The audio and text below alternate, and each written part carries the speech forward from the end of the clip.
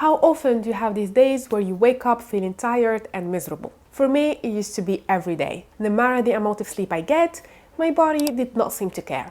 I always wake up feeling tired. So I've been looking into ways to improve the situation, and I don't mean caffeine. If there is one thing I'm working on this year, even though I don't do resolutions, it would be having better sleep quality. Plus, waking up early without feeling tired. The number one key element to improving the quality of your life is improving the quality of your sleep. Feeling well rested and energized in the morning is what makes you able to be productive. It's worth putting a little bit effort to establish a healthy sleep schedule. So if you struggle with sleeping or waking up early without feeling tired, here are some tips I'm implementing this year to banish morning fatigue and get on the day with so much energy without loading on coffee, because we don't want to fix our sleep and end up with caffeine addiction. Tip number one is be consistent, which means have a night and morning routine where you wake up and sleep at the same time every day, including on weekends. If you have to take one tip from this video, it should be this one, because this is the only way to program your biological clock to have energy in the morning when it's time to wake up.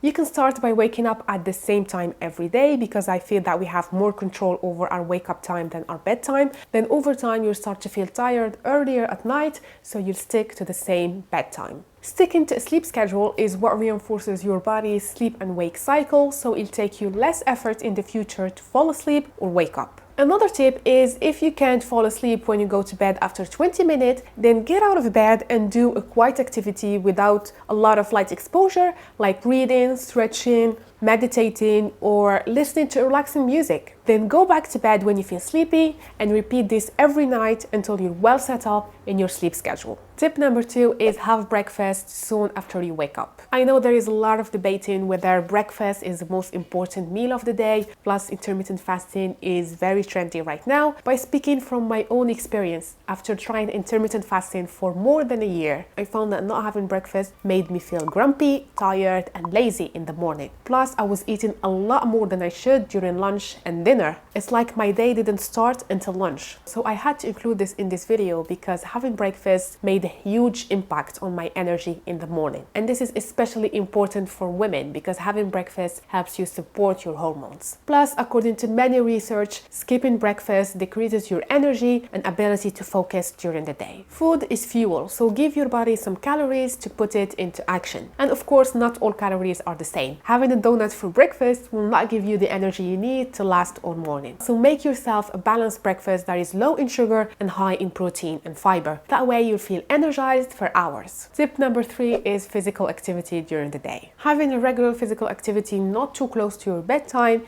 can improve the quality of your sleep. I found that doing 20 to 30 minutes vinyasa yoga or resistance training before dinner or before lunch improved the quality of my sleep considerably. And no need to overdo it. A 20 to 30 minute moderate intensity exercise can alleviate anxiety and stress, helping you get a better night's sleep. Of course, the closer you are to your bedtime, the lower should be the intensity of your workout. Tip number four, pay attention to what you eat and drink and when. I think we all know this, but it's worth the reminder. Don't go to bed hungry or stuffed. Eat a balanced dinner at least 2 hours prior to your bedtime. Heavy meals can keep you up. And of course, don't drink alcohol or caffeine too close to your bedtime. According to the American Academy of Sleep Medicine, caffeine half-life is up to 5 hours. Half-life is the amount of time it takes a quantity of a substance to be reduced to half the original amount. So if you consume 10 milligrams of caffeine 5 hours before your bedtime, you'll still have 5 milligrams of caffeine in your body by the time you'd want to sleep.